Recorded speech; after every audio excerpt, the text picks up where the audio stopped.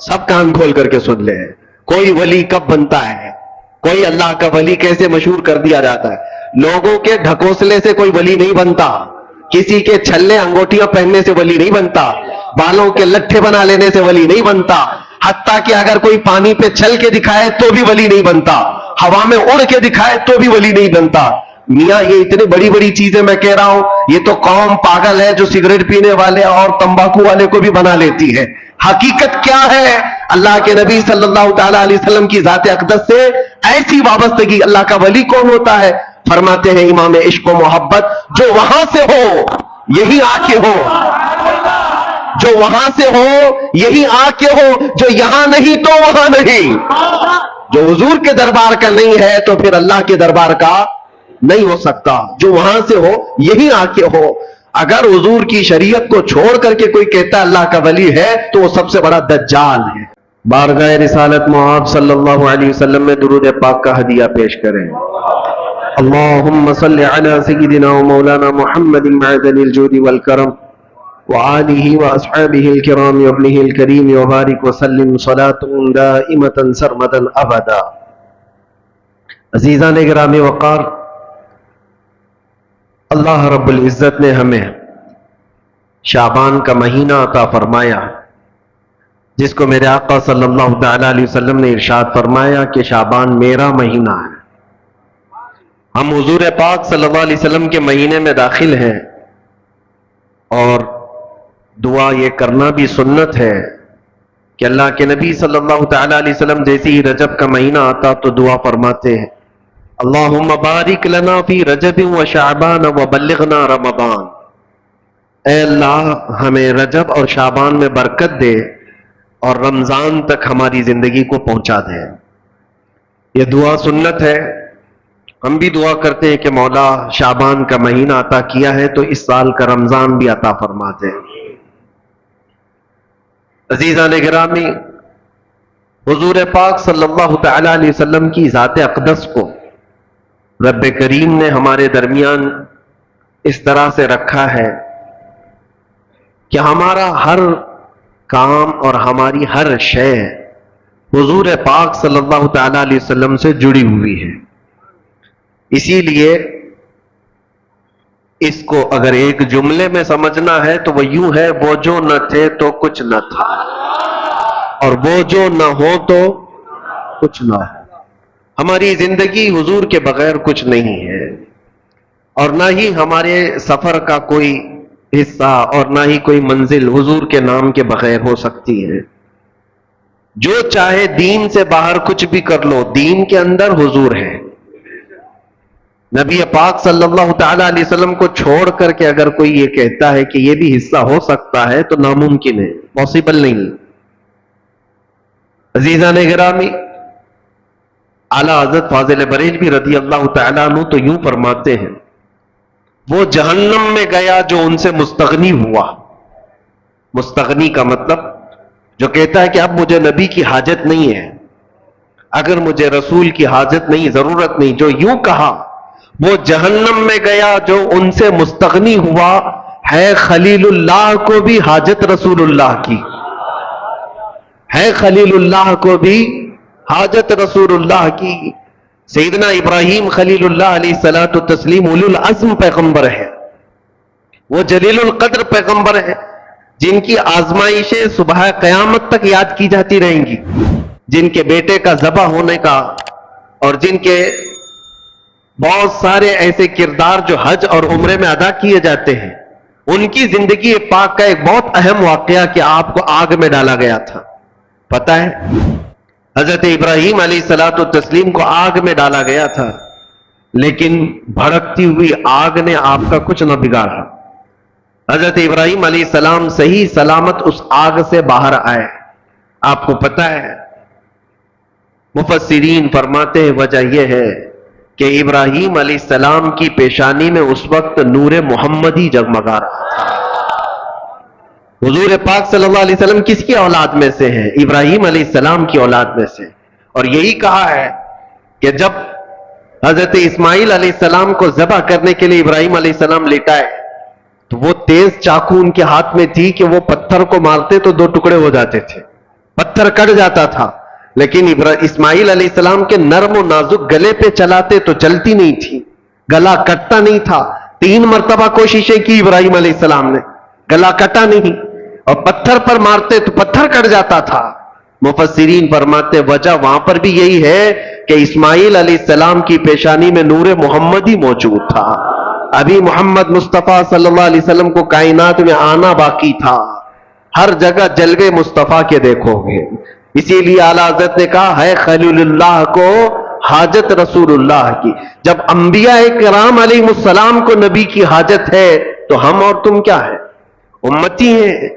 ہمیں بغیر مصطفیٰ کریم صلی اللہ تعالی علیہ وسلم کے یہاں پر کوئی چیز حاصل کرنا پاسبل نہیں ہے۔ اسی لیے اعلیٰ حضرت فرماتے بخدا خدا کا یہی ہے در۔ بخدا مطلب قسم خدا کی، بخدا کا مطلب ہوتا ہے قسم خدا کی، بخدا خدا کا یہی ہے در، نہیں اور کوئی مفر مکر۔ اردو ہارڈ ہے لیکن سمجھ لے تو سمجھ میں آ جائے۔ مفر کہتے بھاگنے کی جگہ اور مکر کہتے ٹھہرنے کی جگہ۔ اعلیٰ حضرت فرماتے حضور کو چھوڑو گے تو نہ بھاگنے کی جگہ ہے نہ ٹھہرنے کی جگہ ہے، کہاں جاؤ؟ نہیں اور کوئی مفر مکر۔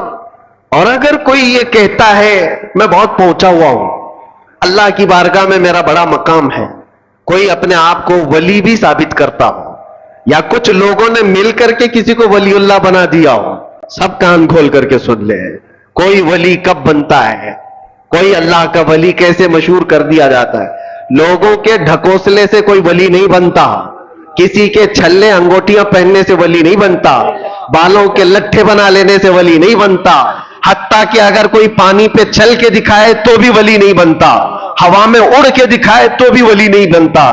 میاں یہ اتنی بڑی بڑی چیزیں میں کہہ رہا ہوں، یہ تو قوم پاگل ہے جو سگریٹ پینے والے اور تمباکو والے کو بھی بنا لیتی ہے۔ حقیقت کیا ہے؟ اللہ کے نبی صلی اللہ تعالی علیہ وسلم کی ذات اقدس سے ایسی وابستگی۔ اللہ کا ولی کون ہوتا ہے؟ فرماتے ہیں امام عشق و محبت جو وہاں سے ہو یہی آ کے ہو، جو وہاں سے ہو یہی آ کے ہو، جو یہاں نہیں تو وہاں نہیں۔ جو حضور کے دربار کا نہیں ہے تو پھر اللہ کے دربار کا نہیں ہو سکتا۔ جو وہاں سے ہو یہی آ کے ہو۔ اگر حضور کی شریعت کو چھوڑ کر کے کوئی کہتا ہے اللہ کا ولی ہے تو وہ سب سے بڑا دجال ہے، وہ جھوٹا ہے۔ سیدنا شیخ عبد القادر جیلانی رضی اللہ تعالیٰ عنہ سے بڑھ کر کے کون پیر ہے؟ پیران پیر غوث الاعظم دستگیر، جن کی کرامات پر ہم اور تم تو چھوڑو ہو، جو اولیاء کرام کے متعلق آئیں کائیں کرتے ہیں وہ بھی غوث پاک کو ولی مانتے ہیں۔ ہاں، شیخ ابن تیمیہ اہل حدیث کے بہت بڑے امام شیخ ابن تیمیہ نے کہا ہے کہ اگر کثرت سے کسی کی کرامات ثابت ہے تو شیخ عبد القادر جیلانی کی، ان کے متعلق کہہ رہا ہوں جن کی ولایت پر سب کا اتفاق ہے، سارے مانتے ہیں۔ وہ غوث اعظم رضی اللہ تعالیٰ عنہ نماز پڑھ رہے ہیں اور بادل کا ایک ٹکڑا آپ کے اوپر سایہ بن گیا ہے، کسی اور کے اوپر بن جائے تو پھر پتہ نہیں وہ کیا سمجھ لے اپنے آپ کو۔ وہ بادل کے ٹکڑے سے آواز بھی آنے لگی، بات بھی ہو رہی ہے، اے عبد القادر آج سے تیرے لیے سارے حرام حلال کر دیے گئے، آج سے تیرے لیے نماز معاف کر دی گئی، اتنی عبادت تم نے کی ہے۔ سرکار غوث پاک نے عبادت بھی اتنی کی تھی۔ اگر کوئی 100 رکعت پڑھ کر کے تھک جائے اور وہ سوچے کہ مجھے کہیں سے آواز آئی تو اس کو لگتا ہے ہاں پکا میری قبول ہو گئی ہے، 100 تو پڑھا ہو۔ غوث پاک تو 40 سال تک پوری رات عشاء سے لے کر فجر تک کھڑے رہے، 40 سال تک ہڈیاں نکل آئی تھی جسم سے، ایک انگور کے دانے سے سحری کرتے اور ایک گلاس پانی سے افطار کریا کرتے۔ اور اتنی کثرت سے عبادت کے بعد اگر آسمان سے آواز آئے تو بندے کو یقین ہو جانا چاہیے کہ میری تو عبادتیں اتنی ہیں، ہو سکتا ہے ڈائریکٹ میرے پاس اللہ کی طرف سے بات آ رہی، لیکن غوث پاک کی طرف آواز آئی بادل کے ٹکڑے سے، اے عبد القادر آج سے تیرے لیے نماز معاف ہے، سارے جتنے تمہارے لیے حرام چیزیں تھے حلال ہو گئی۔ غوث پاک نے جلال میں کہا یہ آواز رحمان کی نہیں، یہ شیطان کی ہے۔ کوئی چیز کسی کے لیے قیامت تک حرام حلال نہیں ہو سکتی جس کو میرے مصطفیٰ نے حرام کیا ہو.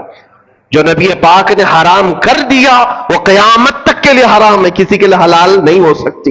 اس میں عبد القادر جیلانی کیا اور کوئی اور کیا. غوث پاک فرماتے یہ آواز شیطان کی ہے. اور دوسری چیز، آج سے میرے لیے عبادت معاف ہو گئی. غوث پاک فرماتے جو سید الانبیاء کے لیے نماز معاف نہیں ہوئی تو عبد القادر کے لیے کیسے ہو سکتی. یہاں تو بہت سارے ایسے ہی بیٹھے ہوئے ہیں، یہاں بیٹھے ہیں اور تصور میں نماز پڑھ رہے ہیں اور دیوانے لوگ بھی ان کے پیچھے بھاگے جا رہے ہیں. سوچو تو صحیح، نبی پاک صلی اللہ علیہ وسلم کو چھوڑ کر کے اگر تم چاہتے ہو، کچھ لوگوں نے ایسے گمراہ کر رکھا ہے لوگوں کو. یاد رکھنا میرے عزیزوں، ولایت کی کسوٹی شریعت مصطفیٰ ہے. حضور کو چھوڑ کر کے کوئی ولی نہیں بن سکتا. ولایت وہی ہے جو نبی پاک صلی اللہ تعالی علیہ وسلم کے نقش قدم پر چل رہا ہو. پیر ہو تمہارا، ولی ہو کوئی، ایسے کا دامن آنکھ بند کر کے تھام لینا جو تمہیں آنکھ بند کر کے سیدھے مدینے پہنچا دیتا ہو. حضور کی محبت تمہارے سینے میں ڈالتا ہو. باقی جھولا چھاپ ہے، باقی سب چندہ چھاپ ہے. دنیا میں ایسے ڈھکوسلے بہت ہوں گے. شیطان خضر کی لباس میں گھومتا ہو، اس کے پیچھے آنکھ بند کر کے بھاگنا تمہارے لیے بڑا خطرناک ہے. اور سے پاک رضی اللہ تعالیٰ عنہ نے فرمایا جو عبادت اللہ کے نبی سید الانبیاء کے لیے معاف نہیں ہوئی میرے لیے کیسے معاف ہو سکتی. یہ شیطان کی آواز ہے، یہ شیطان کی آواز ہے. بادل کے ٹکڑے سے شیطان آواز دے سکتا ہے، بادل کے ٹکڑے سے شیطان آواز دے سکتا ہے، تو پھر کسی کی چٹھی نکال کے کیوں نہیں دے سکتا. آج کے دور میں لوگ یہ سمجھتے ہیں چٹھی نکالتا ہے بابا اور سب ہمارے راز جانتا ہے. میاں شیطان بہت کچھ کر سکتا ہے. ابھی بڑا دجال جب آئے گا وہ تو بارش بھی برسا کے دکھا سکتا ہے، سبزہ اگا کے بھی دکھا سکتا ہے. حدیث پاک میں وہ بڑا دجال تو مردے کو زندہ کر کے بھی دکھائے گا. لیکن تمہارے ایمان کا امتحان ہوگا. ہر گھڑی تم یہ دیکھو، یہ سارے عجائب دیکھ کر کے پاگل نہ ہو جانا. اپنے نبی کو یاد کرنا، میرا خدا رب العالمین ہے، اللہ رب العزت ہے. اور اب آپ کو میں بتاؤں، غوث پاک رضی اللہ تعالیٰ عنہ پر دوسرا حملہ کیا شیطان نے. کہا عبد القادر اتنا پڑھے لکھے ہو تم، اتنا پڑھے لکھے ہو، اگر اتنا پڑھے لکھے نہیں ہوتے تو آج تو میں تم کو گمراہ کر دیتا. آج جو میں نے کہا ہے، اب شیطان اپنی اصلیت پہ آیا. آواز جو آ رہی تھی بادل کے ٹکڑے سے کہ تمہارے لیے عبادت معاف ہے، تمہارے لیے حرام حلال ہے. غوث پاک نے جب جواب دیا تو شیطان کہتا ہے بہت پڑھے لکھے ہو تم، اور اتنا پڑھے لکھے ہو کہ آج تمہارے علم نے بچا لیا تمہیں، ورنہ گمراہ ہو جاتے آج. غوث پاک نے فرمایا ابلیس تو مجھے دوبارہ گمراہ کر رہا ہے. مجھے میرے علم نے نہیں، میرے خدا کے فضل نے بچایا. علم تو تیرے پاس بھی تھا، علم تو تیرے پاس اتنا تھا کہ فرشتوں کو پڑھایا کرتا، لیکن تو بچ نہ سکا. اس لیے میرے عزیزوں، ہر گھڑی اس کا وار ہے شیطان کا، ابلیس کا ہمارے اوپر. لیکن کسوٹی ایک ہی اپنی زندگی پر رکھو کہ نبی پاک صلی اللہ تعالی علیہ وسلم کی ذات کے لیے ایسی کسوٹی رکھو کہ ہمارے بزرگوں نے جو ہمیں تعلیم دی ہے، نبی سے ہو جو بیگانہ اسے دل سے جدا کر دے. نبی سے ہو جو بیگانہ اسے دل سے جدا کر دے. پدر مادر برادر جان و مال ان پر فدا کر دے. یہ ہماری کسوٹی ہو، یہ ہماری زندگی کا معیار ہو. اور بعض لوگ یہ سمجھتے ہیں کہ ہم تو نبی پاک صلی اللہ علیہ وسلم سے بے انتہا محبت کرتے ہیں، اور تھوڑا بھی اگر کوئی دوسری جماعت کا دکھتا ہے جس کے دل میں حضور صلی اللہ تعالی علیہ وسلم سے بغض لگتی ہے تو ہم تو اس سے دور رہتے ہیں. صرف اتنا ہی نہیں ہے، نبی سے ہو جو بیگانہ کا مطلب کیا ہے؟ جو شریعت چھوڑ کر کے بھاگ رہا ہے وہ نبی سے بیگانہ ہی تو ہے.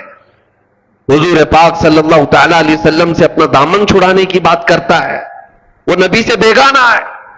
ایسے کو نہ تم اپنا دوست بناؤ، نہ اپنوں کے صحبت میں اس کو رکھو.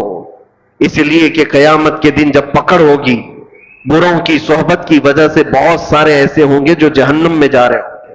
صرف کیوں؟ ان کی دوستی خراب تھی، دوستی برے لوگوں سے تھی. عزیزان گرامی وقار، میں بات کل ملا کر کے یہی عرض کرنا چاہتا ہوں، وہ جو نہ ہو تو کچھ نہ ہو. ہماری زندگی کا سارا دار و مدار مصطفیٰ کریم صلی اللہ علیہ وسلم کی ذات سے ہے.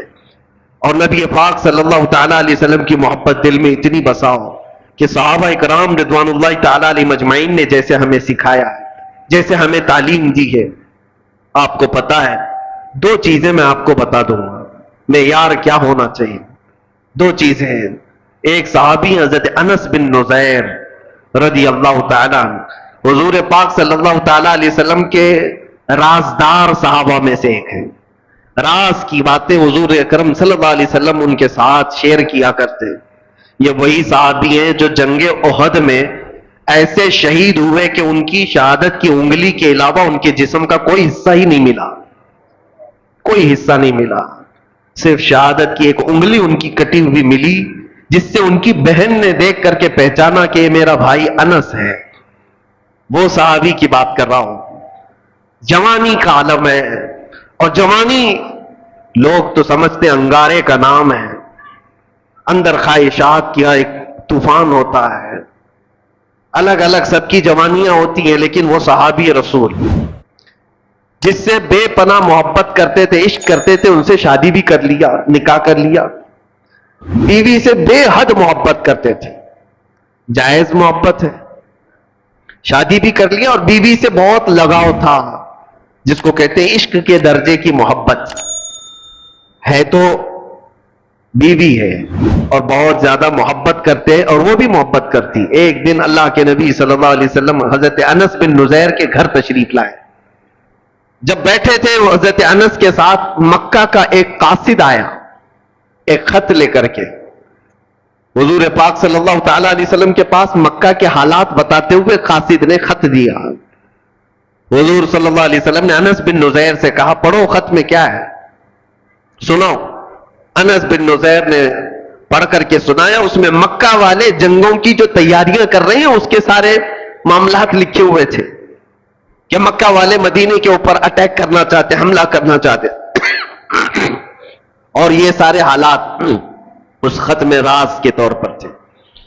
نبی پاک صلی اللہ تعالی علیہ وسلم نے فرمایا بند کرو انس، یہ تیرے اور میرے بیچ میں راز ہے، کسی کو پتہ نہیں چلنا چاہیے، اس کو سنبھال کے رکھو. حضرت انس نے کہا جیسا حکم سرکار کا. حضور پاک صلی اللہ تعالی علیہ وسلم گھر سے نکل کر کے باہر تشریف لے گئے. ابھی باہر گئے تھے کہ انس بن نذیر کی بیوی اندر سے آئی، جس سے بے حد محبت کرتے تھے آپ، بہت عشق کرتے تھے.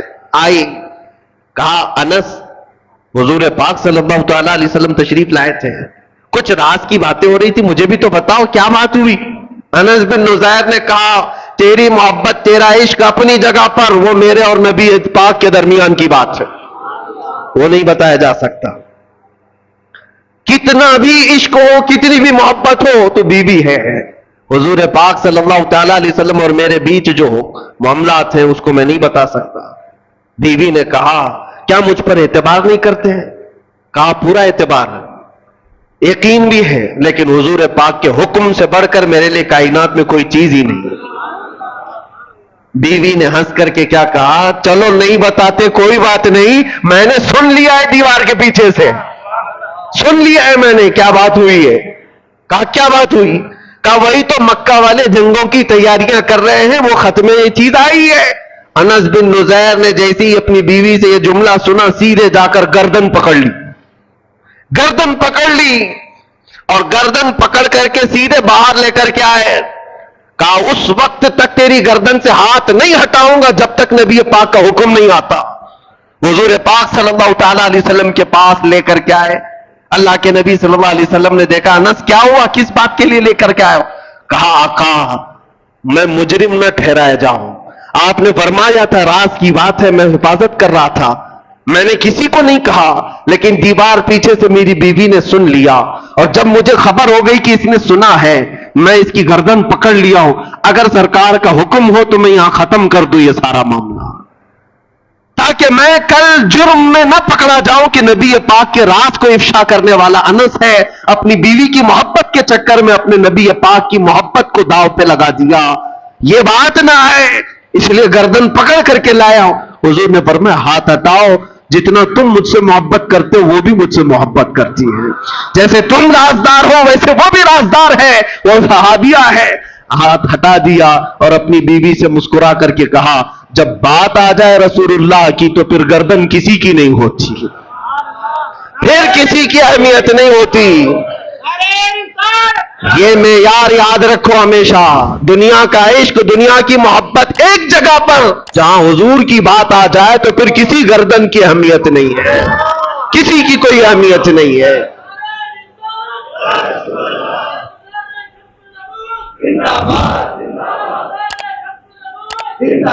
یہی معیار صحابہ نے ہمیں دیا تھا، یہی معیار۔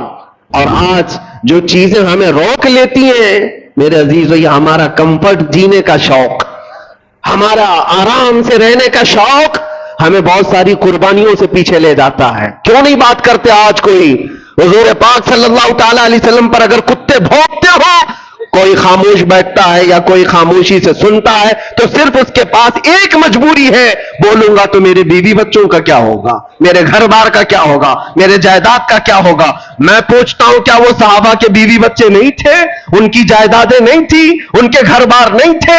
عزیزان گرامی وقار، ان کے تو ایسے تھے جن سے وہ کمال درجے عشق کرتے، محبت کرتے، لیکن جب حضور کی بات آتی تو کہتے کل جہاں ایک طرف، میرے مصطفیٰ کی محبت الگ ہے، اس کا مقام الگ ہے۔ حضور اکرم صلی اللہ تعالی علیہ وسلم سے یہی درجہ عشق ہمیں صحابہ نے دیا۔ اگر وہ چیز معاشرے میں آ جائے میرے عزیزوں، پھر تمہیں کوئی بٹھا نہیں سکے گا، کوئی تمہیں جھکا نہیں سکے گا۔ آج مجھے اس بات کا احساس ہے کہ میں جو باتیں کرتا ہوں اس سے لوگوں کو تکلیف کیوں ہے۔ بہت سارے خطیب ہیں، بہت سارے مقرر ہیں۔ مجھے ایک صاحب نے کہا تھا کہ آپ صرف مقرر نہیں ہیں، آپ صرف خطیب نہیں ہیں، ہمیں یہ دیکھنا پڑتا ہے کہ لوگوں کے اندر انفلوئنس کتنا رکھتا ہے، لوگوں کے اندر اپنا اثر کتنا رکھتا ہے۔ اور ہم نے بتایا اثر کیا یہ زبان کی وجہ سے ہوتا ہے؟ زبان تو ہزاروں کے پاس ہے، نہیں، اثر یہ صرف اور صرف محبت مصطفیٰ کی وجہ سے ہوتا ہے۔ اور جہاں بندہ یہ احساس کر لے جاتا ہے میری ذمہ داری ہے، میں نبی کا ہوں اور میری ذمہ داری ہے، میرے عزیزوں، پھر کسی خطیب اور مقرر کی بھی اسے ضرورت نہیں پیش آتی۔ وہ صحابہ کرام رضوان اللہ تعالیٰ علیہ مجمعین کو قربانیاں دینے کے لیے کسی نے اکسایا تھا، کسی نے ابھارا تھا؟ کیسے؟ وہ صحابیہ کی بات جب میں یاد کرتا ہوں تو رونگٹے کھڑے ہو جاتے ہیں۔ جنگ کے میدان کے بعد آتی ہے حضور کی بارگاہ میں، کہتی ہے سنا ہے میرا جوان بیٹا شہید ہو گیا، اگر آپ حکم دیں تو میں اپنے بیٹے کی لاش دیکھوں۔ یا خبر آ جائے کسی کے مرنے کی تو کیا حالت ہوگی، لیکن ایک ماں ہے حضور سے اجازت لے کر آتی ہے، اگر حکم دیں تو میں اپنے جوان بیٹے کو دیکھوں۔ حضور نے فرمایا دیکھ سکتی ہو، جاؤ۔ میدان میں لاشیں ہیں، اس میں ایک جوان بیٹا خون میں لت پت اس بوڑھی خاتون کا نیچے ہے، لاش کو اٹھایا، کپڑے ہٹایا، جبہ ہٹا کر کے پیٹھ کو دیکھا، پھر بوسہ لیا اور سجدہ کیا۔ جو صحابہ کھڑے تھے پوچھتے ہیں اماں جان یہ کیا کر رہی ہو؟ کہتی ہے خاتون مدینے کی، جب یہ جوان میرے گھر سے نکل رہا تھا میرا بیٹا، میں نے اسے وصیت کی تھی، سنا ہے کہ حضور پاک صلی اللہ تعالی علیہ وسلم پر وقت سخت آ گیا ہے، مشرکین سختی سے حملہ کر دیے ہیں، بیٹا یاد رکھنا اگر حضور کو چھوڑ کر میدان سے بھاگتے ہوئے مارا گیا تو میں اپنا دودھ معاف نہیں کروں گی، میدان چھوڑ کر بھاگتے ہوئے مارا گیا تو میں اپنا دودھ نہیں معاف کروں گی۔ اور میں نے سنا آج میدان میں سے بہت سارے لوگوں پر ایسے حالات آ گئے تھے کہ ان کو بھاگنا پر مجبوری آ گئی، وہ ادھر ادھر بکھر گئے تھے، مجھے ڈر یہ تھا کہ میرا بیٹا بھی تو بھاگتے ہوئے نہیں مارا گیا۔ میں میدان میں آ کر یہی تو دیکھ رہی تھی پیٹھ پر تیر کے نشان تو نہیں ہے کہ بھاگتے ہوئے اس کو پیچھے سے کسی نے مارا۔ پھر میں سجدہ شکر اللہ کی بارگاہ میں اس لیے ادا کر رہی ہوں میرے بیٹے کی پیٹھ پر ایک بھی نشان نہیں ہے، جتنے سب سینے پر کھا کر کے مرا۔ وہ مائیں کیسی تھی، قربانیاں، اور ان کے بعد سامنے بچوں کی لاشیں ہیں، اور وہ یہ کہتی اللہ کا شکر ہے کہ میرا بیٹا جمع مردی کے ساتھ گیا ہے۔ وہی مدینے کی خاتون ہے، وہ آتی ہے بارگاہ مصطفیٰ میں اور عرض کرتی ہے یا رسول اللہ کل مصیبت بعدک جلل، آپ ہیں تو پھر ہر مصیبت حل کی ہے۔ اے اللہ کے نبی آپ ہیں تو پھر ہر مصیبت حل کی ہے۔ اسی لیے اے نوجوانوں یاد رکھو ایک بات، دنیا ساری ٹھوکر مار دے لیکن آمینہ کا لال کبھی تمہیں تنہا نہیں ہونے دے گا۔ حضور پاک صلی اللہ تعالی علیہ وسلم کی محبت ہر جگہ کا آسرا ہے، یہ میرے تجربے کی بات میں بتا رہا ہوں۔ اگر ایمان نہ ہوتا اور حضور کی محبت کا یہ درجہ نہ ہوتا تو ہم جیل میں پتہ نہیں کہاں سے کہاں پہنچ گئے ہوتے، کس طرح کے حالات ہوتے۔ میں نے ایک دو نہیں سینکڑوں لوگوں کو پاگل ہوتے ہوئے اندر دیکھا ہے، ڈپریشن کے شکار میں خودکشی کرتے ہوئے دیکھا ہے، اور لوگوں کو کفریات بکتے ہوئے دیکھا ہے۔ کوئی خدا نہیں، کوئی قرآن نہیں، کوئی دعا نہیں۔ جب نا امیدی اور مایوسی آتی ہے تو لوگ بفر جاتے ہیں، کفر بکنے لگتے ہیں، خودکشی کر لیتے ہیں، اور یا تو پھر مینٹلی اس طرح سے ڈس اپیئر ہو جاتے ہیں کہ وہ پاگل پن کے شکار ہو جاتے ہیں، مانسک سنتولن کھو بیٹھتے ہیں۔ یہ سب حالات دیکھ دیکھ کر کے ہمیں بھی احساس ہوتا تھا کہ ہمارا کیا ہوگا مستقبل، ہمارا فیوچر کیا ہوگا۔ جہاں پوری طاقتیں باہر لگی ہو، چھوٹے موٹے لوگ کیا کر سکیں گے؟ لیکن میرے عزیزو ایک چیز سہارا دیتی تھی، ایک چیز سہارا دیتی تھی، جب آنکھ بند کرے گنبد خضرا کی روشنی سہارا دیتی ہے۔ حضور پاک صلی اللہ تعالی علیہ وسلم کی وہ آواز آج بھی ہر عاشق کو سنائی دیتی ہے کہ میں ہوں تو پھر ڈرتا کیوں ہے؟ خوف نہ رکھ رضا ذرا، تو ہے عبد مصطفیٰ۔ اعلیٰ حضرت نے ہمیں یہ سکھایا ہے، خوف نہ رکھ رضا ذرا، تو ہے عبد مصطفیٰ، تیرے لیے امان ہے، تیرے لیے امان ہے۔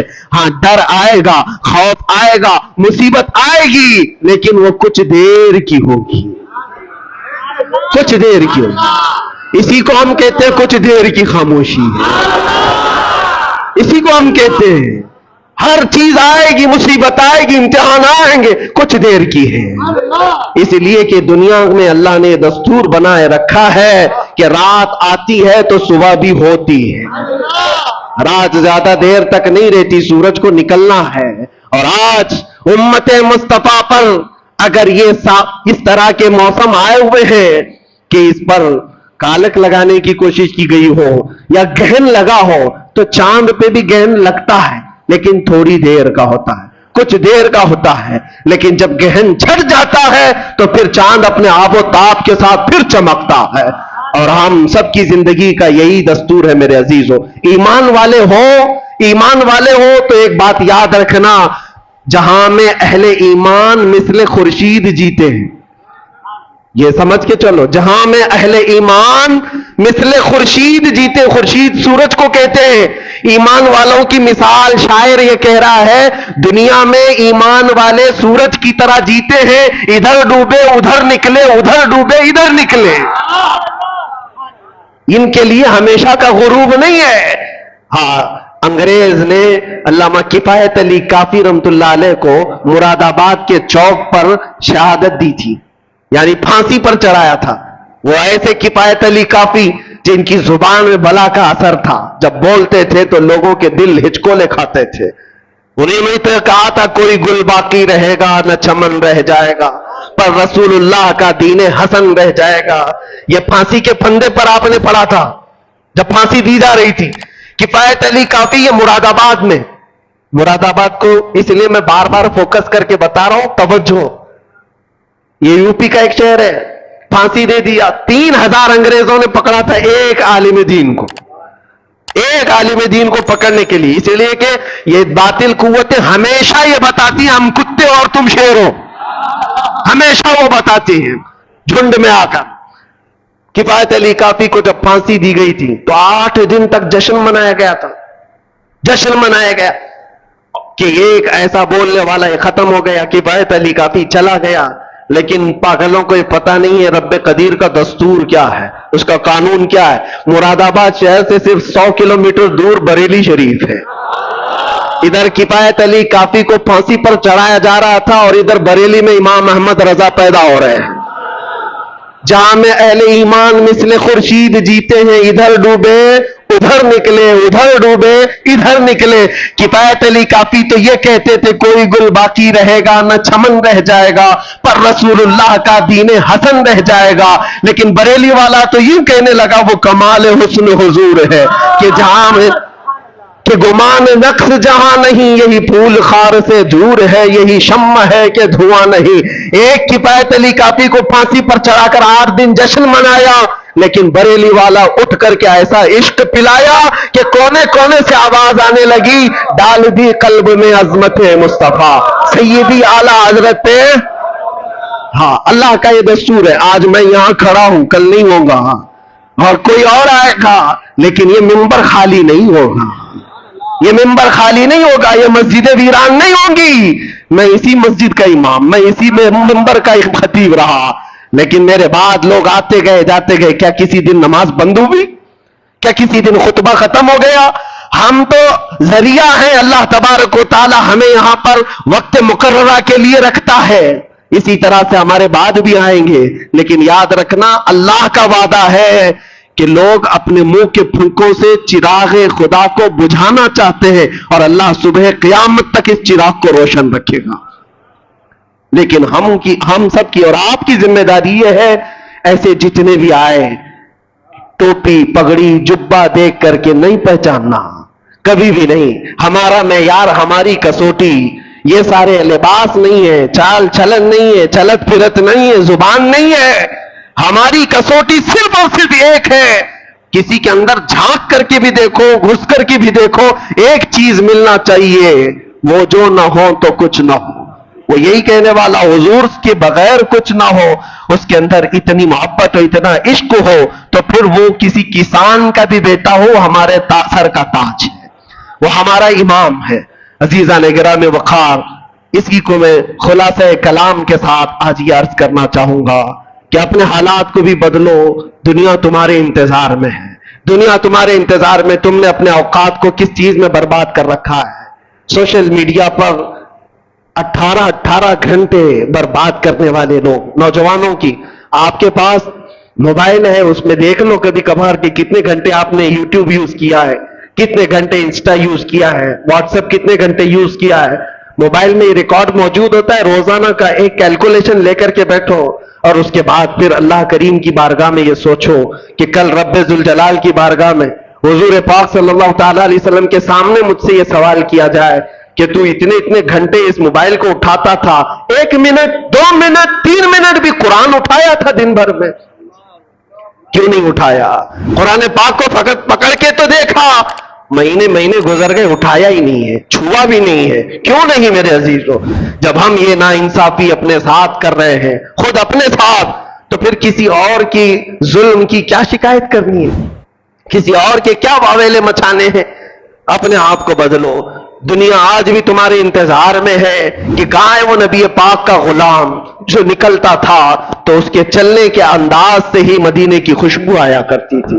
آج میں چاہتا ہوں ہر جوان آ جائے، حضور پاک کی محبت کا واسطہ دیتا ہوں، حضور پاک کی محبت کا واسطہ دیتا ہوں کہ ہر نشہ کو چھوڑ دو، ہر برائی کو چھوڑ دو، وقت بہت کم رہ گیا ہے تمہاری زندگی میں بھی اور تمہاری نسلوں کے لیے بھی، اور امت پر جو حالات آ جائے، اسلام پر جو حالات آئے، بہت شارٹ پیریڈ ہے، بہت تھوڑا سا وقت ہے، کچھ کر جاؤ، کچھ اپنے آپ کو بدل ڈالو اور ایسا کر جاؤ کہ دنیا پھر یہ کہے۔ میرے خلاصہ کلام، میری گفتگو کا لب لباب یہ ہے، اٹھو، قوت عشق سے ہر پست کو بالا کر دو، دہر میں نام محمد سے اجالا کر دو کہ محمد سے وفا تو نے تو ہم تیرے ہیں، یہ جہاں چیز ہے کیا، لوح و قلم تیرے ہیں، لبیک یا رسول اللہ، لبیک یا رسول اللہ، لبیک یا رسول اللہ، وآخر دعوانا الحمدللہ رب العالمین۔